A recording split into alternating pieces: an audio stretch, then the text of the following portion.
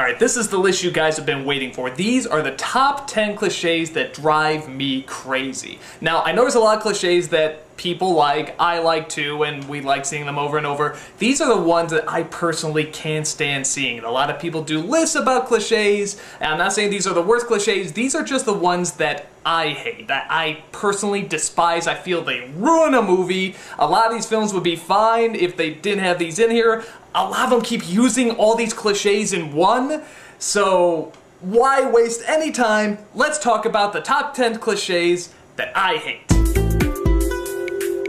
Number 10. Calling women girls. We've seen this in Blues Brothers, Ghostbusters, Red Sonja, Superman 2. To me, girl is like birth to high school. College, maybe. You know, a lot of them look a lot younger, so I can understand. When you're a woman, okay? When you got tatas, nice big tatas, you are a woman. If you're gonna go out there, you're gonna save the day, you're gonna be strong and, you know, all this stuff, you're not a girl anymore, okay? You're a woman. And I know the idea that a lot of people like to think, you know, oh, well, girl is younger and, you know, fuck that shit. If you're gonna be a main character, if you're gonna be, you know, going out there doing it with the guys and stuff like that, you're a woman. Okay, girls, you know, I think of like I said, high school or playing on playgrounds or something like that. And for me, it's hard for me to take a character seriously when they keep calling what is obviously a grown woman a girl. And actually, the biggest cases for me I think of are in Space Mutiny, where they actually make fun of that because the woman is like, I don't know, in her 80s or something like that. They keep calling her girl. And I think in Plan 9 from Outer Space, these are both Mystery Science Theaters, they keep calling this character girl. And it's so obvious she's in like her 40s or 50s. So, like I said, that's more of a pet peeve, but it's a pet peeve that really bothers me. The other cliches are probably going to be a lot more obvious, so, but yeah, that one always gets to me. Number 9. The shaky cam. We've seen this in Transformers, in Batman Begins, in Batman Forever, in God knows how many Jerry Bruckheimer productions. What's the point? Now here's the thing, if you want it to look realistic, a little shaking is okay. When somebody's running, the camera shakes a little bit. But nobody runs like this! Because that's what you see half the time. You just see a person, I mean, the person must be going through a seizure when they're running or filming this. I mean, this is, I think of like in The Rock, there's a scene where like Sean Connery's just talking in the car, and literally the camera is zooming in and out. Or what the hell's that new one? It's the Denzel Washington train movie. I cannot forget. Unstoppable. Unstoppable. Every shot in this movie zooms in, zooms out, zooms in, zooms out. It was on a plane when I was flying once, and the sound wasn't even on, and it was annoying the shit out of me. This camera would not stand the fuck still. It was going zoom in, zoom out, zoom in, zoom out. And if you really just want to see an experiment that doesn't work, see that movie, because all it is zooming in and out. I mean, it's, what person does that? How does that make it more realistic? Do you ever have a conversation with someone just going, no, you don't! It's crazy! So, I think a lot of people hate the shaky cam. I think we're sick of it. We like to see the action, and anyone can do this. So, please, please, people out there, a little bit is okay, make it realistic, but just keep it still, man. Keep it still. Number 8. Sucky credits. Again, we've seen this in Batman Forever. We've seen it in Liar Liar. We've seen it in Mrs. Doubtfire. We see it in movies that just don't care how they start. They're just like, oh, we don't care, they're just credits, roll it. And that pisses me off because that's the perfect moment to suck people in. Give them an idea what kind of world you're gonna see, you know, play some music, let the musicians really span their, you know, their talents, really try to get people in this movie, and they just started, I mean, and show nothing. It's like, people are talking, there's just little credits flashing at the bottom. It's like a TV show. With a TV show, I understand, you have to get the show going, you only have a certain amount of time. With movies, it's a movie! And people used to get really creative with credits. They would have these big opening productions, they'd have animations, they'd have all sorts of little atmospheric things that they would do. Now, which I don't mind. They're starting to do it at the end of movies. Like with 300, they did that. I think some of the Mummy movies are doing that. Those are terrible movies, by the way, but I digress. So more and more people are doing sort of these big collages and stuff at the end, which technically is more clever because you're looking back at the good scenes from the movie while the credits are rolling. So that's kind of clever. But I like them at the beginning. Like, I think of Bedknobs and Broomsticks and, you know, the drawings and the music. And God, that gets you hyped up for the movie. So credits are a great chance for people to get hyped up, really excited, and if you don't take advantage of it, man, you're a fool. Number 7. Relying too much on CGI.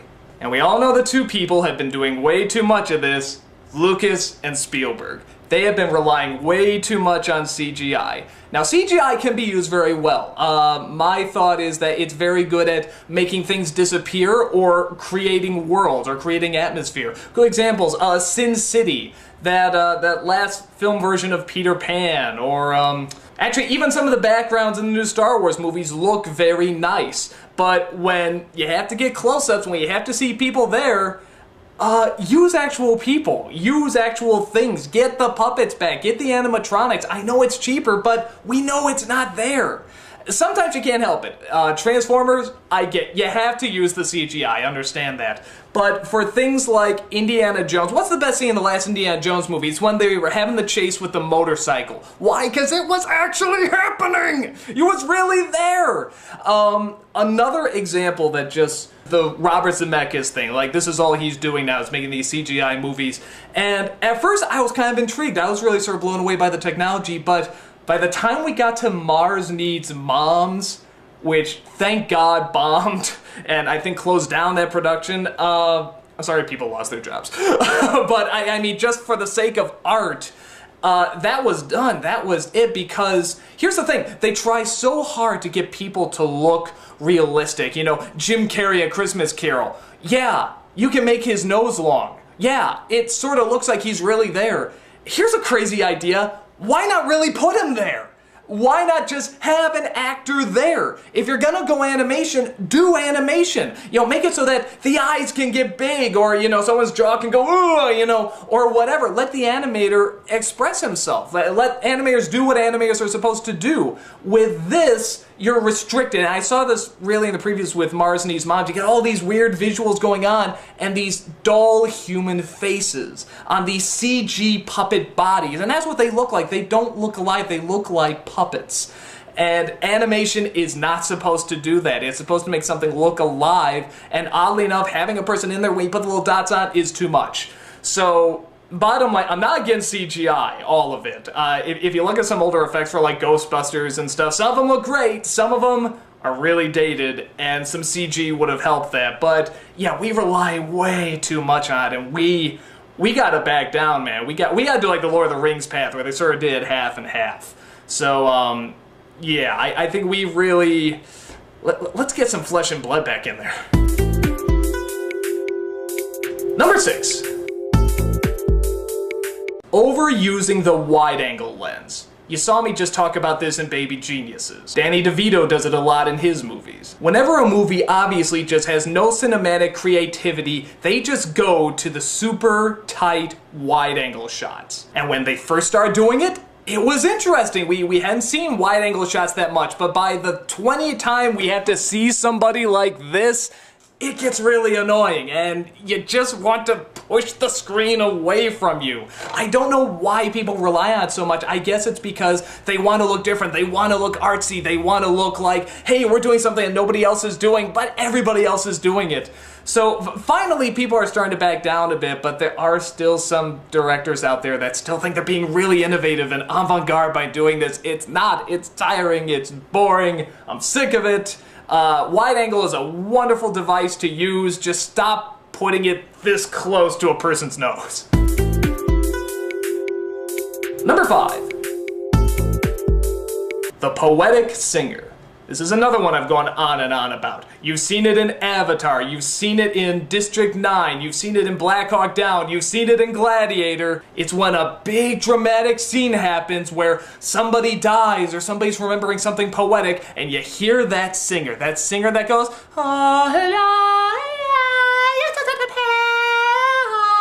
and oh, ear poison. It is ear poison. I can't stand it. And every time I hear it, I want to strangle the lady or man who is singing it. It's so obnoxious. I've talked about this one so much, I don't even want to talk about it that much. I just know whenever there's a pretentious movie, if you want a movie to be pretentious, it's just like, boom, pretentious. There's no turning back. You get that singer. You get that son of a daughter of bitch person, because that person is a pain. I'm sure he or she's making great money, or it's a couple people doing it. I don't know, but shut that person up. Stop using him, her, it. Number 4. The whimsical, innocent, rebellious poet. At least half of Robin Williams' movies are this. The meek, kind of quirky person who has a heart of gold, but screws up sometimes, but gosh darn it, he's trying.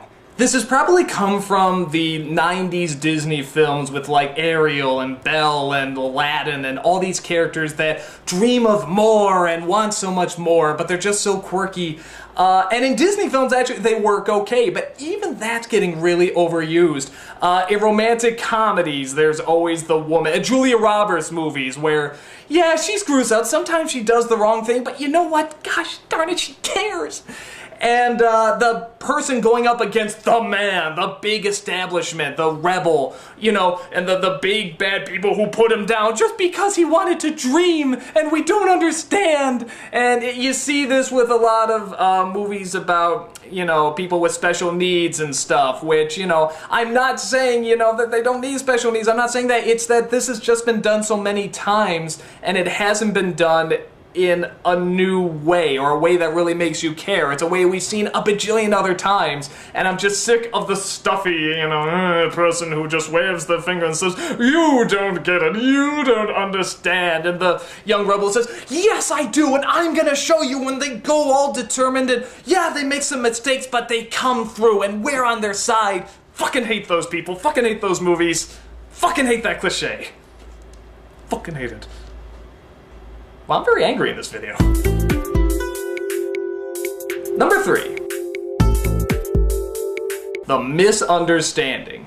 Again, a lot of romances use this. You get this in Shrek. You get this in The Wedding Singer. You get it in 40 Days, 40 Nights. It's that scene where that couple, you know, that's been fighting throughout the entire movie, trying to prove to you that, no, they're not gonna fall in love. And then there's that chance, maybe they will. And then the misunderstanding that has them go to their corners, think they hate each other, and they just mope. They do nothing but mope.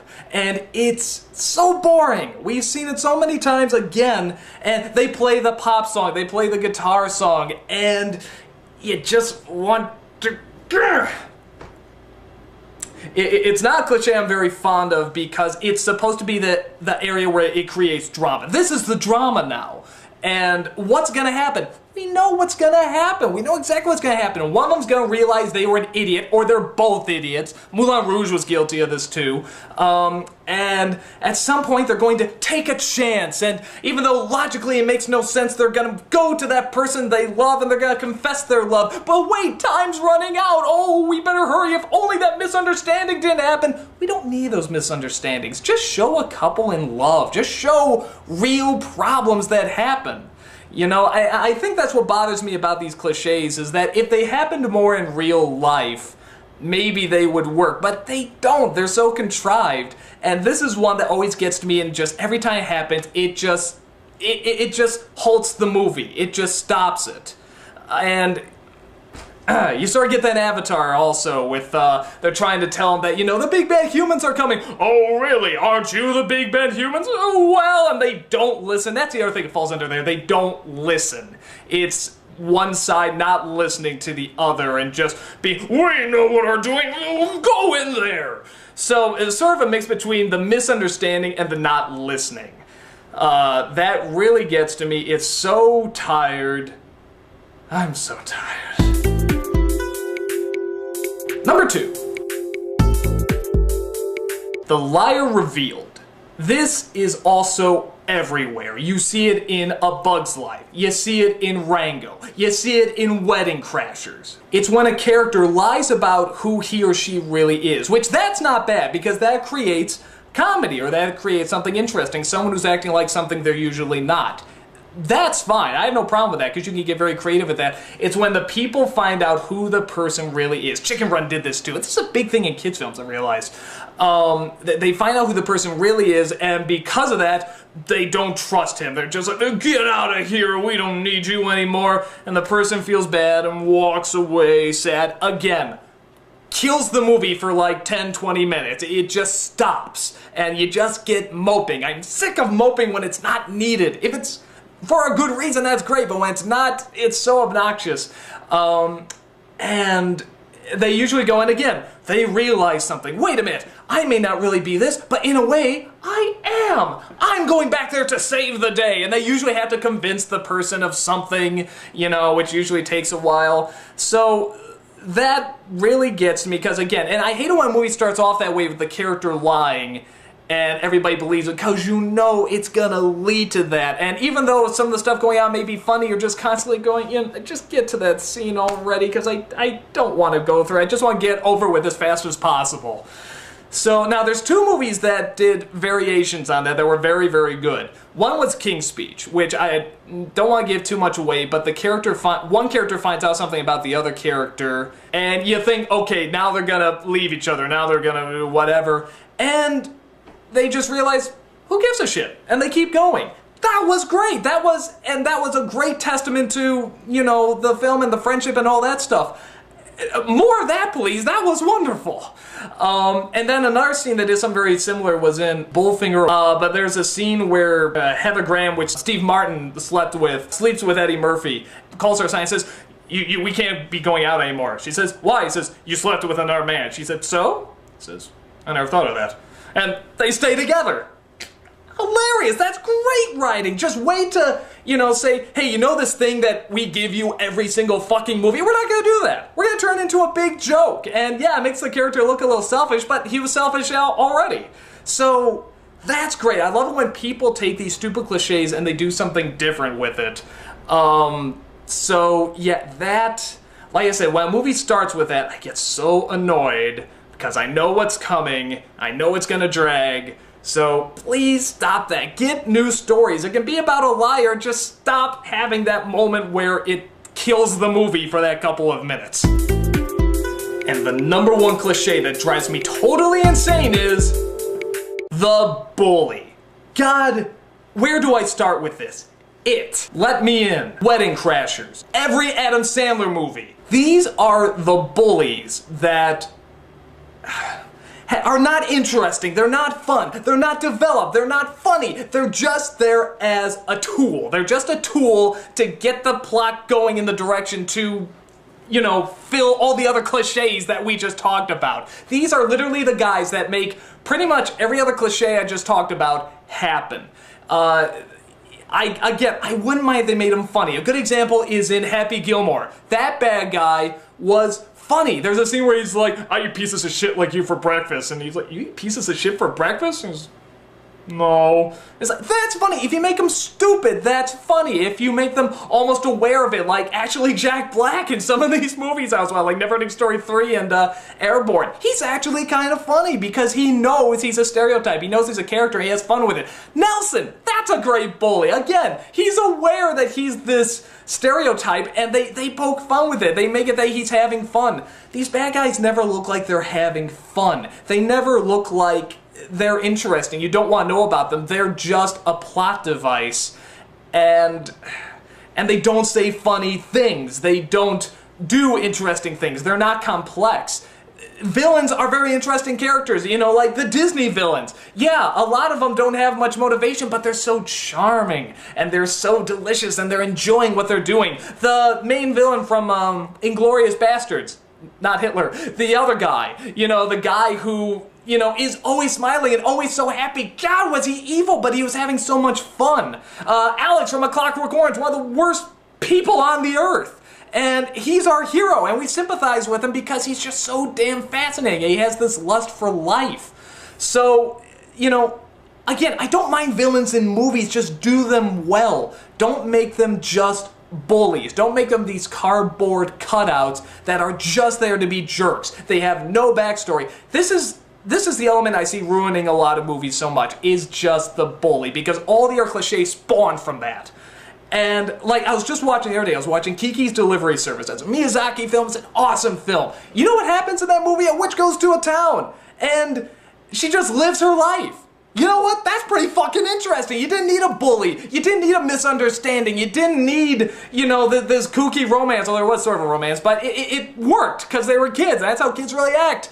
And, oh, I think if there's anything I'm trying to get across with this video to none of the filmmakers who are watching this, but just film in general, is that you don't always need to rely on these story cliches. It's sometimes just let a movie play out. Just show us a life. You know, show us something that somebody has to do. Show what the hell is that movie everybody hated? I thought it was kind of good. Marley and Me. I know it sounds stupid, but I like that movie because, hey, here's a couple, they get a dog, and here's their life. You know what? That's interesting. It was a big hit because they didn't need all those other stupid freaking cliches. You know, it's just, here's a life. It was a life. I'm sorry. So, well, I really ranted a lot in this. So sorry, I guess I really wanted to get these cliches out. A lot of people don't seem to see these cliches as much, or they don't point them out. They point out more obvious ones. So, hopefully these cliches will just get less and less as more people wake up and they stop seeing films that are having these cliches. Sometimes you can work around them. Like I said, I like Wedding Crashers despite those horrible cliches, and there's other movies I like. They're just so tiring to me and I'm just so done with them. I don't know if you feel the same. Maybe you can list some other cliches that just drive you nuts. Ones that people don't seem to notice for some reason. Because there's obviously a lot out there. These are just the ones that really get under my skin. So, guys, I hope you enjoy my ranting. I know a lot of people really like to hear what I hate in a movie, probably more than what I like. So, I hope you had a lot of fun. I'm going to take a great big breath because I'm running out of air because I was getting so angry there. So, yeah, guys, thanks so much. See you around.